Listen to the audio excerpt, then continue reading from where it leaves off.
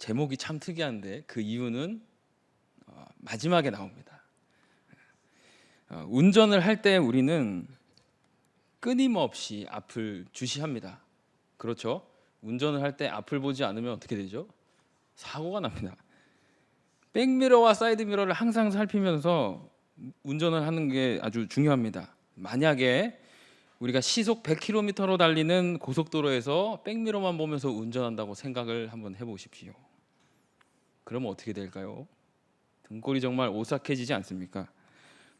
상상하기도 싫은 끔찍한 사고로 이어질 가능성이 높아지겠죠. 우리의 인생도 이와는 다르지 않습니다.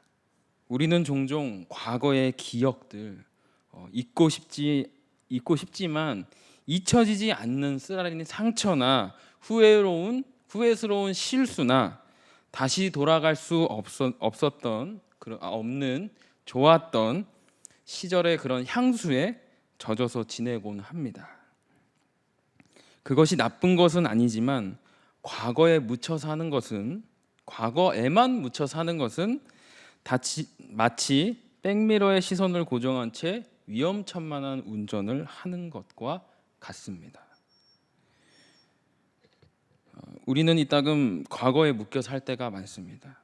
좋게 말하면 추억이고요, 나쁘게 말하면 미련입니다. 그것 때문에 우리가 앞으로 나아가지 못하는 그런 경우가 많습니다. 하지만 성경은요, 우리에게 계속해서 뒤가 아니라 앞을 바라보라고 말씀합니다. 특별히 오늘 로마서 5장 12절로 21절 말씀은 우리의 옛 모습과 새 모습을 대조하면서 우리가 누구에게 속해 있는지, 그리고 우리가 무엇을 바라보며 살아가야 하는지 분명하게 보여줍니다. 우리가 하나의 명제를 통해서 차근차근 그 말씀을 나눠가기를 원합니다. 명제 하나는 한 사람 아담으로 말미암아 죄와 사망이 모든 사람에게 이르렀다는 명제입니다. 우리는 모두 삶을 살아가면서 크고 작은 그런 짐들을 우리가 짊어지고 갑니다. 때로는 그것이 과거의 후회일 수도 있고, 실패했던 기억일 수도 있고, 혹은 누군가에게 받았거나 주었던 상처이거나 고통일 수도 있습니다.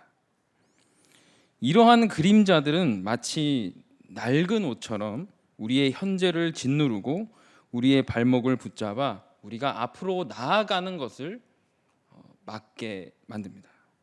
굉장히 어렵게 만듭니다.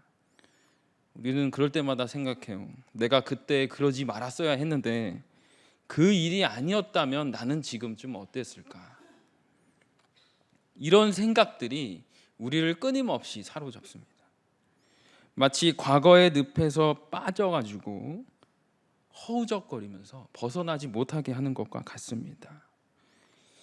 이런 경험들은 나 혼자만 겪는 개인적인 그런 경험들이 아닙니다. 모든 인류가 가진 슬픔입니다. 로마서 5장 12절은 이런 우리 존재의 뿌리 깊은 문제를 짚어내고 있어요. 우리 12절 말씀 함께 보기를 원합니다. 12절 말씀 함께 보겠습니다. 시작.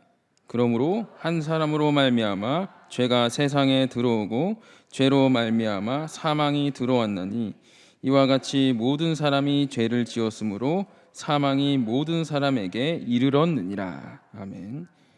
이 말씀은 우리 모두가 아담이라고 하는 한 사람의 선택 때문에, 즉 아담의 불순종으로 인해서 죄와 사망의 권세 아래에 놓이게 된 우리의 보편적인 삶을, 그런 현실을 맞닥뜨리게 합니다. 이것이 바로 우리가 끊임없이 과거의 옛길에 묶여서 괴로워하고 스스로 아무리 애써도 그 굴레에서 벗어나지 못하는 이유입니다. 우리는 스스로 죄를 짓기 이전부터 이미 죄의 영향을 받는 존재로 태어났고 그 결과 사망을 피할 수 없습니다.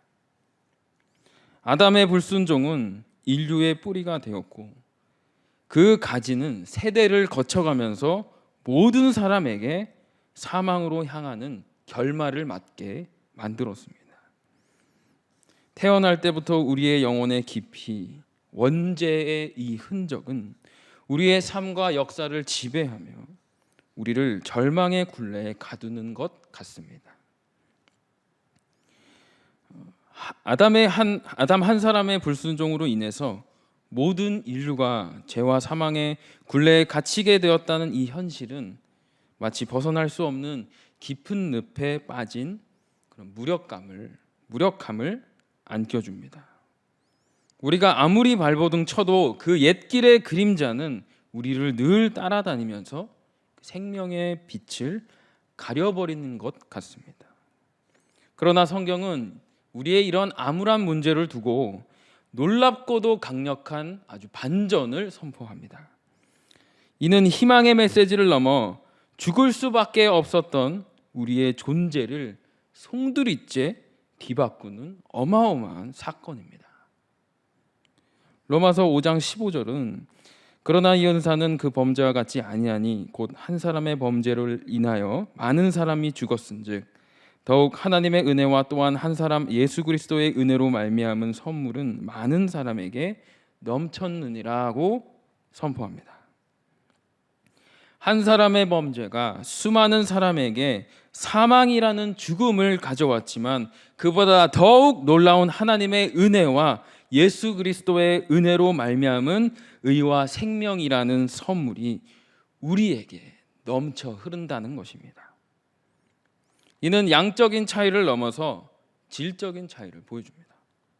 죽음과 심판의 권세를 능가하는 생명과 은혜의 선물이 우리에게 주어졌다는 것입니다.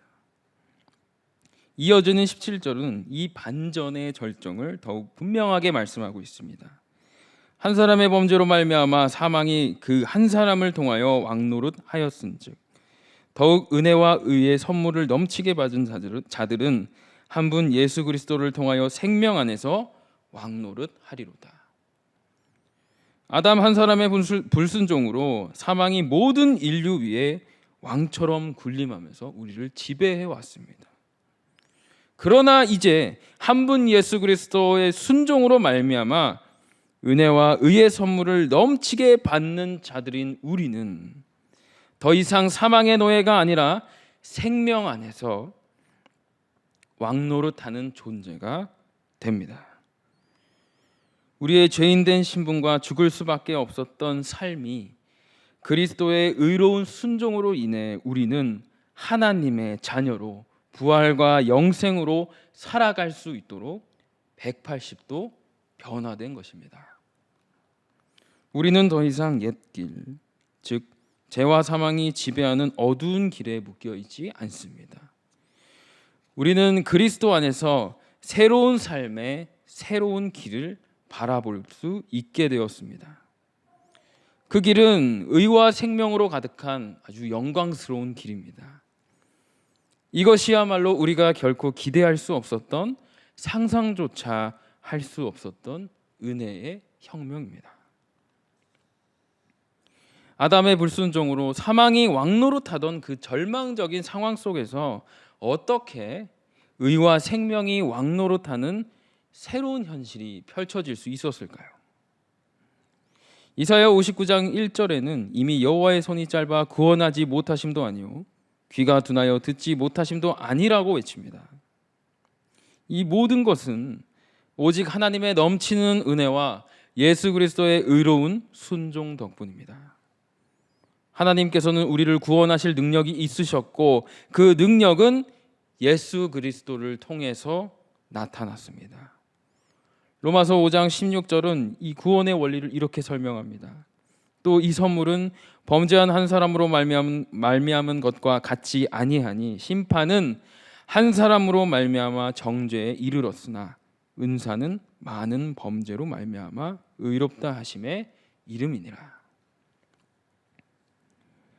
아담이 딱 한 번 범죄한 것이 모든 인류에게 정죄를 가져왔지만 예수 그리스도께서는 우리의 수많은 셀 수 없는 죄를 위하여 자기 자신을 내어주셨습니다. 그분의 십자가 죽음과 부활이라는 이 의로운 행위는 우리의 모든 죄를 덮고 우리를 의롭다 하시는 하나님의 무한한 은혜가 됩니다.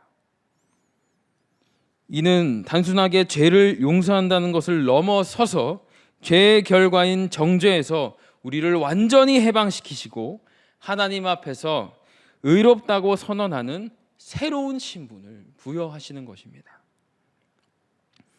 바울은 18절로 19절에서 이 진리를 다시 한번 말합니다. 우리 함께 보기를 원합니다. 18절로 19절. 18절로 19절입니다. 그런즉 한 범죄로 많은 사람이 정죄에 이른 것 같이 한 의로운 행위로 말미암아 많은 사람이 의롭다 하심을 받아 생명에 이르렀느니라. 한 사람이 순종하지 아니함으로 많은 사람이 죄인 된 것 같이 한 사람이 순종하심으로 많은 사람이 의인이 되리라. 아멘. 우리가 죄인 된 것이 우리의 의지와 아무 상관없이 된 것처럼 우리가 의인이 되는 것도 우리의 행위나 노력 때문이 아닙니다. 오직 예수 그리스도의 완전한 순종과 그로 말미암은 하나님의 은혜 때문입니다. 심지어 율법이 들어와서 죄가 더욱 많아진 것 같지만 바로 그 죄가 많아지는 곳에는 하나님의 은혜는 더욱 넘치고 차고 넘치게 된다고 20절은 그렇게 선포하고 있습니다. 우리의 옛길이 아무리 캄캄하고 절망적이라 할지라도 그리스도의 넘치는 그 은혜는 모든 죄와 사망의 권세를 압도하고 우리에게 새 사람의 앞길을 활짝 열어줍니다. 이것이야말로 죄와 사망에 갇힌 우리에게 주어진 유일하고 완전한 해결책입니다. 그렇다면 이제 우리는 어떻게 반응해야 할까요? 우리 삶에 어떻게 적용할 수 있을까요?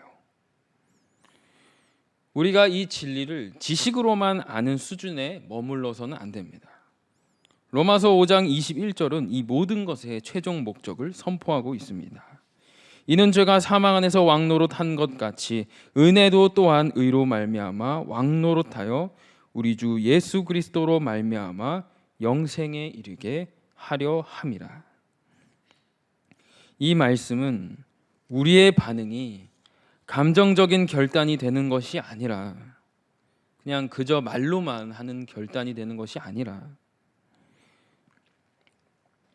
우리의 삶 전체를 아우르는 그 근본이 완전하게 바뀌어야 한다는 것을 말합니다.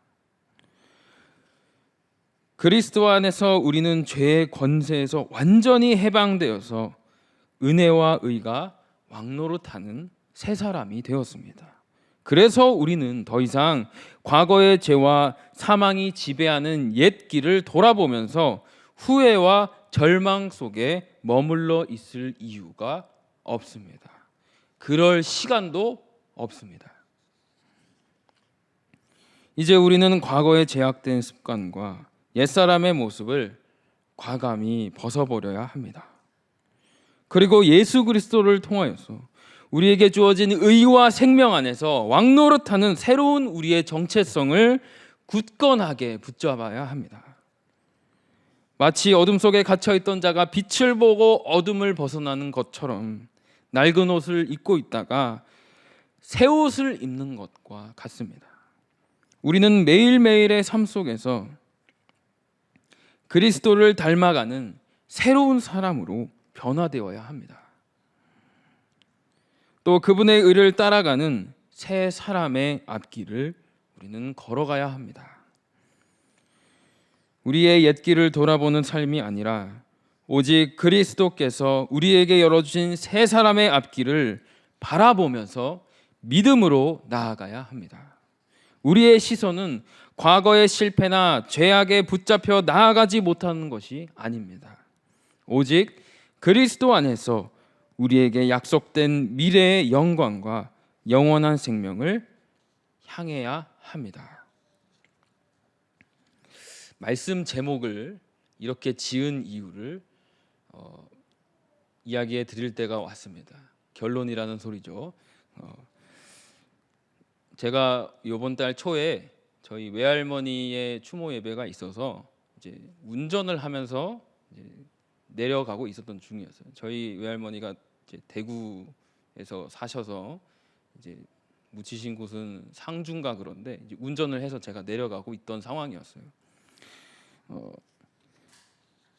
2시간 반을 운전하는데 이제 한 1시간 반쯤 지나니까 잠이 너무 쏟아지는 거예요. 근데 제가 그때도 이 말씀을 준비하고 있던 상황이긴 했어요. 근데 말씀 제목을 뭘로 하지 하면서 거의 반은 졸고 반은 운전을 하면서 갔는데, 순간 제가 중앙고속도로를 타고 이렇게 내려가고 있을 때였는데, 순간 오른쪽 가드레일 표지판에, 경고 표지판에 오늘 말씀 제목이 써 있었어요. 제가 오늘 말씀의 제목은 제발 앞을 보세요라고 돼 있었지만 그 표지판에는 굉장히 강한 어조로 제발 앞 좀 보세요라고 써 있어요. 그것도 세로로 이렇게 제발. 제가 그때 헷가닥 하려고 했던 상황이었거든요. 이제 순간 넘어갈 뻔했는데 싹 지나갔는데 제발 앞 좀 보세요라는 경고 표지판이 있었어요. 말씀을 준비하면서 옛사람을 벗어버리고 새 사람 좋은 말씀 제목이 없을까 했는데 하나님이 딱 보여주신 것 같습니다. 제발 앞 좀 보세요. 우리는 아담 안에서 죽었던 옛사람이 아니라 이제 예수 그리스도 안에서 살아난 새 사람입니다. 우리의 과거는 이미 그리스도 안에서 모두 청산되었습니다. 이제는 옛사람의 삶을 돌아보는 대신에 예수 그리스도께서 우리에게 허락하신 새로운 생명과 그분의 영원한 나라를 우리가 바라보면서 앞만 보고 나아갑시다. 우리가 이 땅에서 예수님이 주신 이 새 생명 안에서 왕노릇하면서 살 때 하나님께서는 우리를 통해서 영광 받으실 줄 믿습니다. 매일매일 그리스도 안에서 새롭게 변화되는 삶, 의의 열매를 맺고 그 영생을 향해 힘차게 나아가는 삶을 살아가면서 은혜 안에서 왕노릇하는 새 사람으로서 주님의 영광을 위하여 아름다운 새 길을 걸어가는 우리 평택 시민교회 모든 성도들이 되기를 바랍니다. 아멘.